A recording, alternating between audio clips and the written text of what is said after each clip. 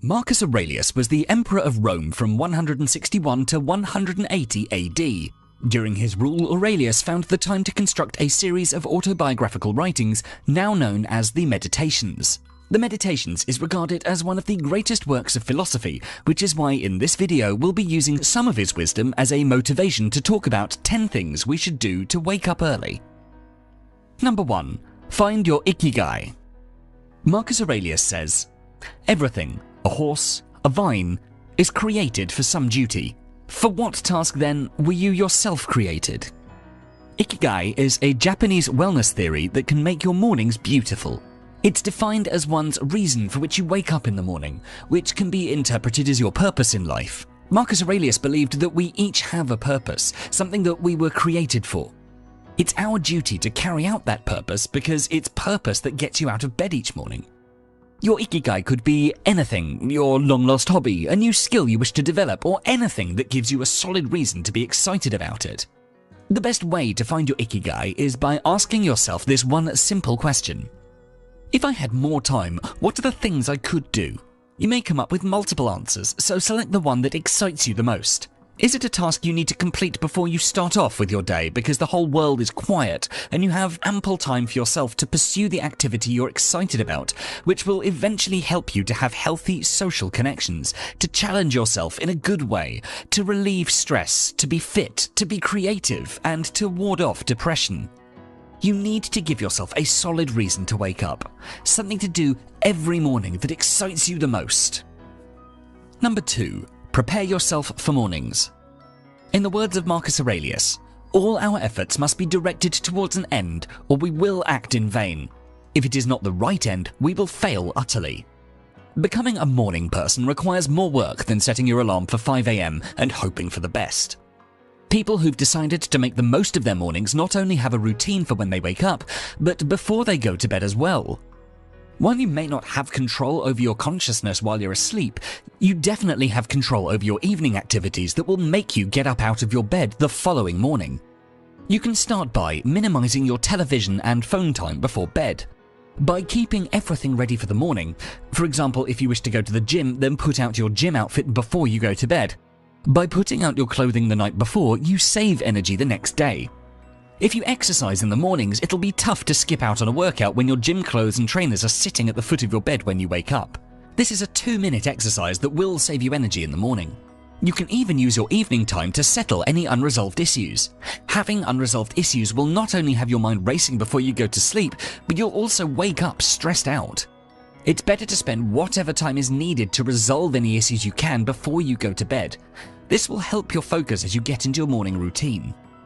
By making small sacrifices, you can be on your way to becoming a morning person and squeezing the most out of your day to be more productive. Number 3. Avoid distractions after you wake up. Marcus Aurelius says, "Concentrate every minute like a Roman, like a man, on doing what's in front of you and on freeing yourself from all other distractions." Some mornings you wake up and you feel like you're being pulled in lots of different directions. You usually get distracted by all sorts of things: miscellaneous emails, a new episode of your favorite TV show, your cell phone ringing, text messages, the dirty dishes in the sink, the unpaid gas and electric bills, the list goes on. No matter how early you wake up, you will be distracted. There may be days when you may be convinced that the world is conspiring to keep you from getting anything of substance done. Much of the time, the things that distract us are the things that need to get done, but they aren't necessarily what we should be focusing on right that second. If you're waking up early, you're waking up for a reason, which is to make the most of this extra time to do the things that you love before you get pulled in by the demands of your daily life. Number 4. Wake up consistently. According to Marcus Aurelius, you must build up your life action by action and be content if each one achieves its goal as far as possible, and no one can keep you from this.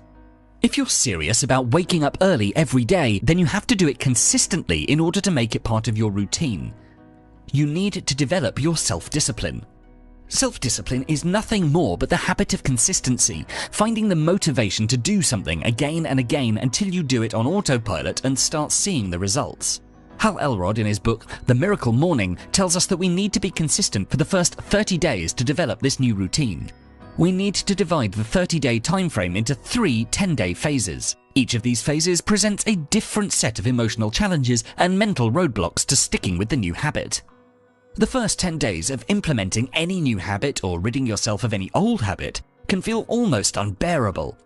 If your new habit is waking up early, then the first 10 days of your experience might be something like this. Oh God, it's morning already. I don't want to get up. I am so tired. I need more sleep. Where's the coffee? And then we hit the snooze button. The problem for most people is that they don't realize that this seemingly unbearable first 10 days is only temporary. Once you get through the first 10 days, the most difficult 10 days, you begin the second 10-day phase, which is considerably easier. While days 11 to 20 are not unbearable, they're still uncomfortable and will require discipline and commitment on your part. But by this time, you'll be getting used to waking up early. You'll have also developed some confidence and positive associations to the benefits of your habit, so stay committed. Phase 3 is also where the actual transformation occurs, so you go from having an identity that says, I am not a morning person, to I am a morning person. Instead of dreading your alarm clock in the morning, now when the alarm goes off, you're excited to wake up and get going because you've done it for over 20 days in a row. You're starting to see and feel the benefits. Number 5, go easy on yourself. As we learn from the words of Marcus Aurelius, stick with the situation at hand and ask, why is this so unbearable? Why can't I endure it? You'll be embarrassed to answer. The truth is, our brain prioritizes instant gratification. It values short-term rewards over long-term benefits, which is why 95% of people fail time and time again to start exercise routines in the first 10 days. The problem for most people is that they don't realize that this seemingly unbearable first 10 days is only temporary. Instead, they think that it's the way the new habit feels and will always feel, telling themselves, if the new habit is this painful, forget it, it's not worth it. Which is why when we fail to wake up early on one day, we often say to ourselves that I'll start waking up early from next Monday or from next month. We need to understand that our ability to keep going is what molds us into a disciplined and strong person. A bad day doesn't have to become a bad week. A bad week doesn't have to become a bad year. We need to realize that the new day comes with a new life and with another opportunity to be better. So forgive yourself for waking up late today and start waking up early from tomorrow. Number 6, practice voluntary hardship. Marcus Aurelius says, we should discipline ourselves in small things and from there progress to things of greater value. If you have a headache, practice not cursing. Don't curse every time you have an earache, and I'm not saying that you can't complain, only don't complain with your whole being. Voluntary hardship means constantly testing ourselves, and by making life routinely uncomfortable in some way, we're hardening ourselves for the day we may need to live it for real. To wake up early, you can practice voluntary hardships like putting your alarm clock far from your bedside, because if it's right next to your bed, you'll shut it off or hit snooze. Never hit snooze. If it's far from your bed, you'll have to get up and out of bed to shut it off. And by then, you're already up, so now all you have to do is just stay up. Get out of the bedroom as soon as you shut off the alarm. Don't allow yourself to rationalize going back to bed. If you allow your brain to talk you out of getting up early, you'll never do it. Don't make getting back into bed an option. Just force yourself to go out of the room. Jump in a cold shower. If you have a hard time getting going in the morning, jump in a cold shower. You'll see how quickly it wakes you up. The cold water increases the circulation in your body, which leads to a higher demand for oxygen. You automatically start breathing deeper, and this fights off fatigue. Number 7, find an accountability partner. To quote Marcus Aurelius, it'll even do to socialize with men of good character in order to model your life on theirs, whether you choose someone living or someone from the past. When you realize that your purpose is to wake up early, then having a good accountability partner is very important. As we go after our goals, there's one skill that will stand out high above all the others: the skill of holding yourself accountable. An accountability partner is a person who coaches another person to help them keep commitment.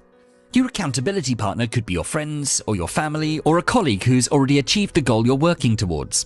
In this case, your accountability partner will help you stay consistent with your morning commitments and your progress. For partnerships, you must select someone who is as committed as you are, has similar values, can be available when you're available, and is genuinely interested in helping you succeed with your morning routine. An accountability relationship always feels good because knowing that we'll check in with someone who is emotionally and energetically invested in our success keeps us on track even when things get hard. Number 8. Remind yourself of death. Marcus Aurelius informs us, since it is possible that you might depart from life this very moment, regulate every act and thought accordingly. The Stoics made it routine to keep the prospect of death in mind, and you too can practice this every morning. There is a phrase within the Stoic philosophy called memento mori, which means remember that you will die. The one perennial truth, rich or not, successful or not, religious, philosophical, it doesn't matter, you will die. The point of this reminder isn't to be morbid or promote fear, but to inspire, motivate, and clarify. This morning routine will help you to keep your perspective on things that really matter, which are your internal principles. Your house, your money, your fame is temporary and it can be taken away from you at any time. The one thing that can never be taken away from you is your character. It's only our character that defines us and carries us through life. A man can rise or fall just due to the virtues or faults of his character, and it's often this that leaves a legacy. So the idea of reminding yourself of your death will ground you. Just like Steve Jobs, every morning look in the mirror and ask yourself, if today were the last day of my life, would I want to do what I'm about to do today? And if you get too many days without saying yes to this question, then you know you have to change something very fast. Number 9. Practice negative visualization every morning. We're advised by Marcus Aurelius, when you wake up in the morning, tell yourself, the people I deal with today will be meddling, ungrateful, arrogant, dishonest, jealous, and surly. They are like this because they can't tell good from evil. Rather than imagining an ideal society, the Stoics see the world as it is. Negative visualization is all about keeping your expectations up front and being far more honest with yourself. What could go wrong? How could you handle such scenarios? Can you overcome or plan for them?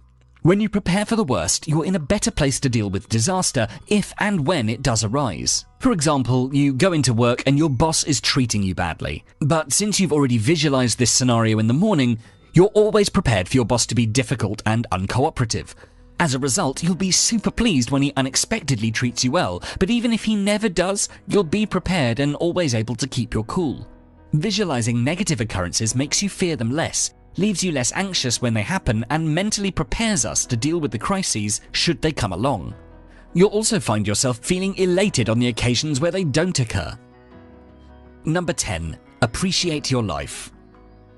In our final quote this video from Marcus Aurelius, he says, "To the gods I am indebted for having good grandfathers, good parents, a good sister, good teachers, good associates, good kinsmen and friends, nearly everything good." Marcus Aurelius is very honest and humble about how he learned to develop his values and ethics, and displays much gratitude to those who helped him to become himself. We too can replicate this by keeping a gratitude journal. Keeping a gratitude journal is a simple process. Gratitude doesn't have to be saved for the big things in life. The habit of being grateful starts with appreciating every good thing in life and recognizing that there's nothing too small for you to be thankful for. Every day you should pick 3 to 5 things that you're thankful for and write them down in a notebook or journal. So let's say you had a rough day at work, focus on coming home to your family or your pet, or simply that you're just grateful for being alive. Appreciating your life just before going to bed will not only give you a peaceful night's sleep, but will also give you good reason to wake up with confidence, ready for the new challenges of the day.